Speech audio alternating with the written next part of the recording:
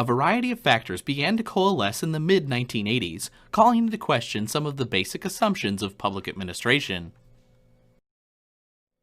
First, there was a resurgence of support for less intrusive government that reduced the regulatory and financial burden on individuals and property holders.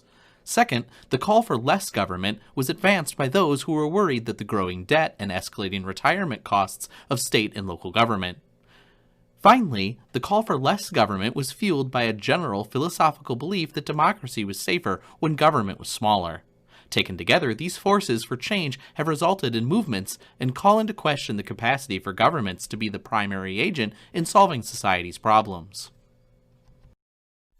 New Public Management, referred to as NPM, took the business or market model as the standard for measuring government success and has applied it in successive waves of administration reform since the early 1980s. There has been a concerted effort over the past 3 decades to reframe the model of public administration from a rule-centered system of accountability to one that makes government run more like a business.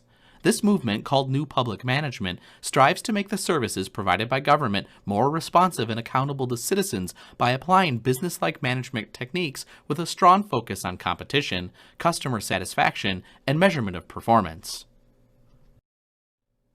There's a general agreement among scholars and practitioners alike that these efforts to measure what gets done have produced a variety of worthwhile results. Measures of efficiency and effectiveness have inspired managers, supervisors, and frontline employees to improve their capacity to diagnose and correct operational problems. An emphasis on performance management has heightened interest in creating systems that improve the overall management and governance of political entities. Performance management systems have expanded to embrace an increasingly larger array of values, including cost and efficiency measures. But there are 2 major weaknesses of using the private sector business principles to improve performance of government, regardless of what gets measured. First, there's no common denominator, such as profit, market share, or return on investment, that can serve as the basis for comparisons across a wide range of criteria that build trust and legitimacy among citizens and their political institutions. Furthermore, efficiency, effectiveness, and responsiveness to citizens are not the only consideration. Values like fairness, equity, protection of rights, and transparency play important roles in determining the legitimacy of political institutions, processes, and outcomes.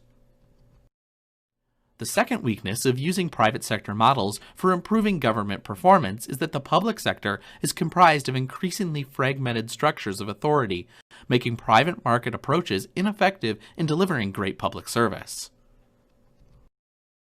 To summarize, the New Public Management agenda is based on a truncated view of the purpose of government. Government is not simply an agent of accountability to citizens or an agent of efficiency and effectiveness. It is also responsible for collecting the values of the community and creating integrated responses to those values across increasingly fragmented government systems.